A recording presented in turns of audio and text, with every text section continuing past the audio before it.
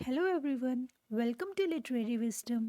आज का हमारा टॉपिक है an elementary school classroom in a slum. ये पोएम काफ़ी लेंदी है, इसलिए इस पोएम को 2 पार्ट्स में बताया जाएगा। इस वीडियो में हम पोएम की explanation, poetic devices, rhyme schemes और थीम भी पढ़ेंगे।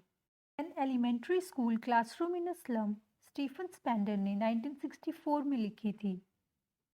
स्टीफन स्पेंडर का जन्म 1909 किंगस्टन, लंदन में हुआ था। ये एक पोएट, नॉवेलिस्ट और एसेइस्ट थे। इनके वर्क के थीम्स सोशल इनजस्टिस और क्लास स्ट्रगल के अराउंड रिवॉल्व करते हैं।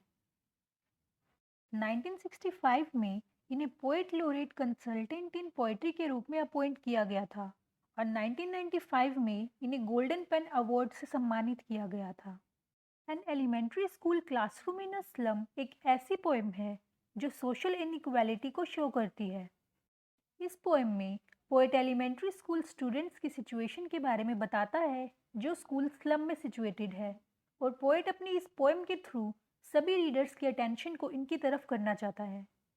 पोएट इन स्टूडेंट्स की लाइफ को इम्प्रूव करके उन्हें एक अच्छा सिटीजन बनाना चाहता है। Far, far from gusty waves, their children's faces, like rootless weeds, the hair torn round their pallor, the tall girl with her weighted down head, the paper seeming boy with rat's eyes, the stunned unlucky heir of twisted bones, reciting a father's gnarled disease. Poet slum classroom में पढ़ने वाले बच्चों को describe करते हुए बताता है कि उनके फेस डल हैं और उनमें एनर्जी नहीं है। वो अपनी एज के बच्चों की तरह फुल ऑफ एनर्जी नहीं है। पोएट उन बच्चों को अनवांटेड वीड यानी यूजलेस ग्रास से कंपेयर करता है। पोएट कहता है कि ये बच्चे उस अनवांटेड वीड की तरह है जिसकी किसी को ज़रूरत नहीं है। उनके बाल नीटली कोम्ब नहीं हैं और ये बिखरे हुए बाल उनके पेल फेसेस पर गिर रहे हैं और ऐसा लग रहा है जैसे सभी बहुत निराश हैं। फिर पोइट क्लास की एक टॉल गर्ल के बारे में बताता है कि उस लड़की के चेहरे पर गरीबी का बर्डन साफ नजर आ रहा है। वो अपना सर झुकाकर बैठी है क्योंकि शायद वो टायर्ड है या उसे अपनी पॉवर्टी की वजह से शर्मिंदगी महसूस हो रही है। पोएट उस क्लास के एक लड़के के बारे में बताता है जो बहुत ही थिन और वीक है। पोएट उसे एक पेपर से कंपेयर करता है because he was suffering from mall nutrition, और उसकी आइज को रैट की आइज से कंपेयर करता है। पोएट फिर एक बॉय को डिस्क्राइब करता है जो फिजिकली अनफिट है। पोएट उस बॉय को अनलकी कहता है क्योंकि उसको ये डिसेबिलिटी और डिसीज अपने फादर से इनहेरिटेंस में मिली है, जिसकी वजह से उसकी बॉडी डिफॉर्म्ड हो गई है। His lessons from his desk at back of the dim class, one unnoted, sweet and young, his eyes live in a dream of squirrels game in the tree room other than this.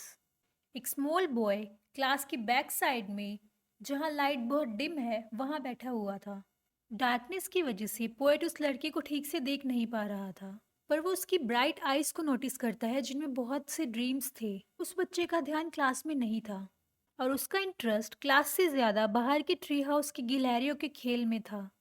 On sour cream wall donations, Shakespeare said cloudless at dawn, civilized storm riding all cities, belt flowery Tyros Valley, open-handed map awarding the world is world, and yet for these children, these windows, not this map, their world.